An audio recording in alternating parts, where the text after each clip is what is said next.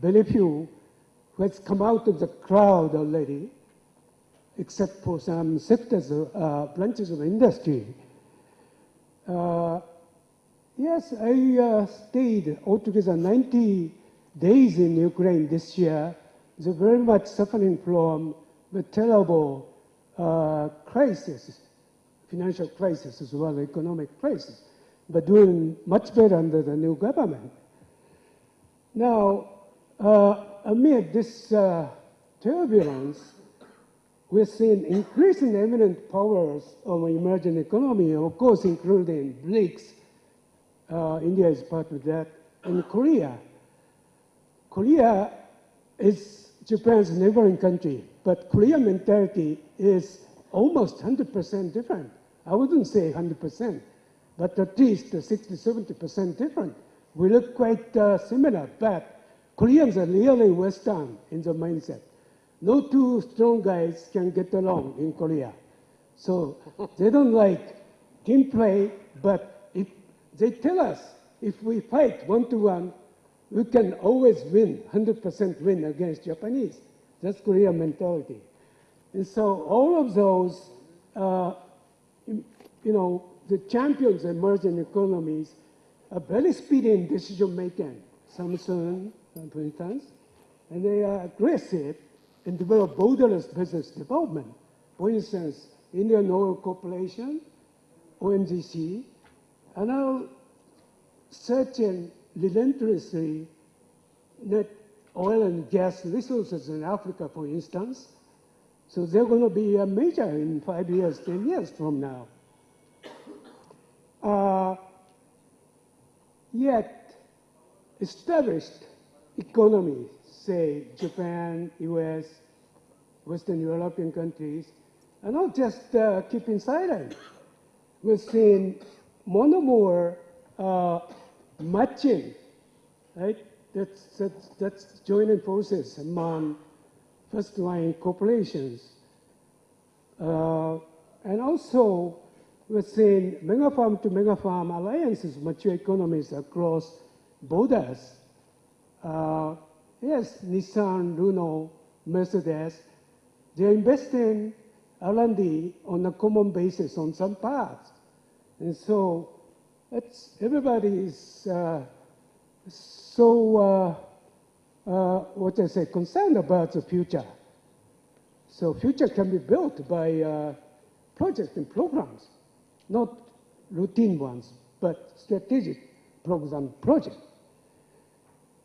What we're seeing in Japan, Korea, France, which are very competent in infrastructure business, is national team program approaches for marketing of new infrastructure, new energy, smart power, eco-friendly community to developing countries.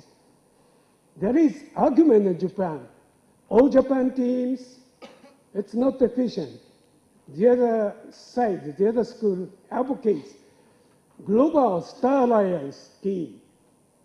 I grown out of JC Corporation, that's typical global company of Japan, advocates a latter one, strategic global Star Alliance. Japan, India, France, should be more efficient. But it makes sense to say that all Japan teams, right? Say that team should be formed, regardless of the border of industry branches. That's it. Now, I showed this slide in 2008 during this symposium. Balancing super potential with current reality, right? I think you agree with this very schematic, picture. And I stress ownership of India, ownership of project management in India is very crucial for India to be a real global player. And I said, of course, we need here in India millions of project managers, efficient project managers, good at delivery, quality, time, cost. Also, I said, we also need minimum 100,000 project managers armed with new PNPM paradigm. means create value-added, innovative programs, project. We now need that kind of program manager here in India. And I wish to think about this together with you. Now, this is a roadmap constructed for a nation. Of course, the mission of the nation is first of all being a guardian of sovereign power, of course, and maintain and enhance safe, secure, healthy, and affordable life of nationals, Indian nationals, as well as enhance the national economy. How could you do it? The first, we need national strategic plan that should be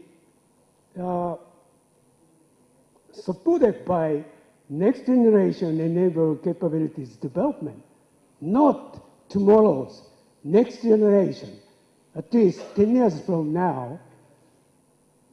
It should be developed starting today, not tomorrow, right?